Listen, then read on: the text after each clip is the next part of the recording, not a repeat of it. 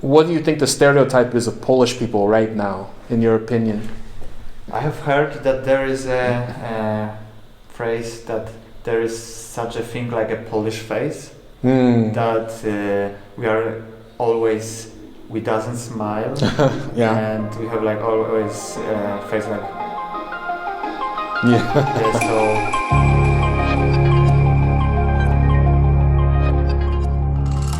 Hey, what's up, guys? It is time to go to the museum.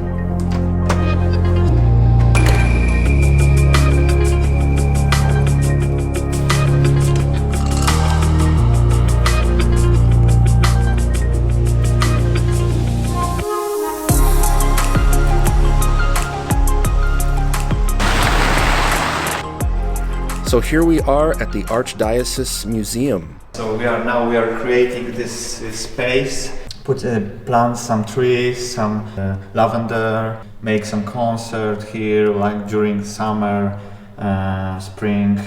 So cool. It will be great, I guess. That voice you just heard was our awesome tour guide for today, Bartosz.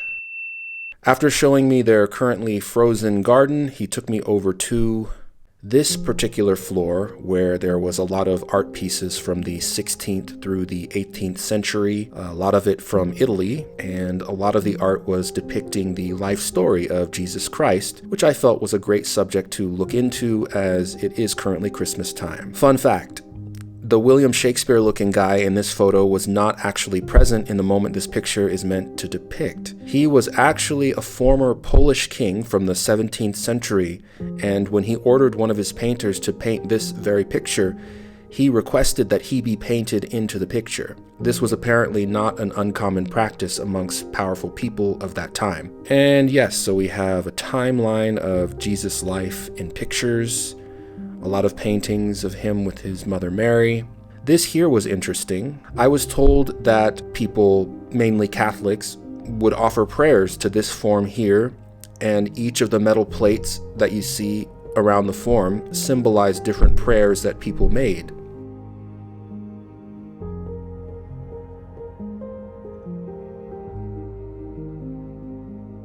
And then there was this room. I was told that the majority of the items in this room here were donated to the museum. This room here is meant to be a representation of the 19th century. Lots of really beautiful items in this room. I can see that they took a lot of time to put this together nicely.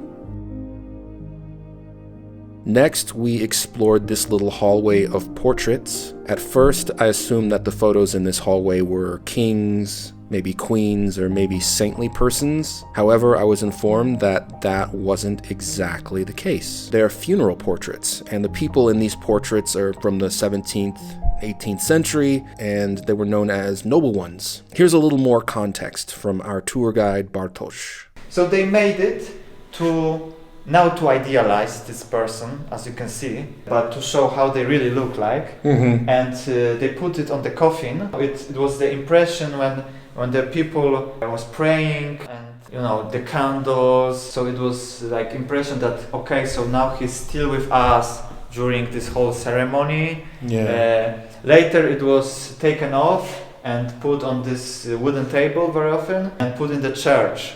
Very often on this church, which was founded by this noble one.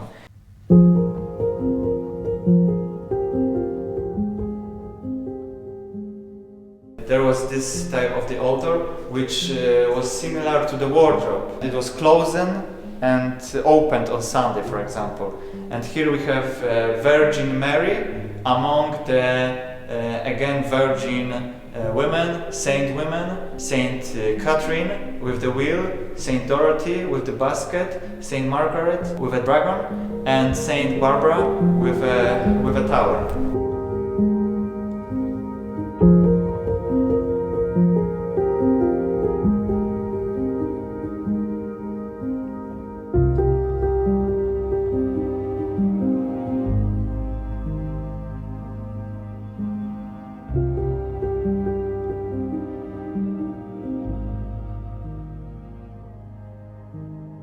Now this right here was probably one of the most interesting artifacts to me. This is the sword of St. Peter, who, as you probably know, was one of the 12 apostles. For those that don't already know, the story behind this sword is that it was used by St. Peter in an attempt to protect Jesus as Jesus was about to be arrested, to be crucified, and from what I understand, St. Peter cut the ear of one of the servants involved in the arrest of Jesus, purportedly with this very sword. And then Jesus told them to stop, and Jesus healed the servant's ear and allowed himself to be arrested. Thanks, man. I appreciate it. Thanks a lot. It's good to meet you. Yeah.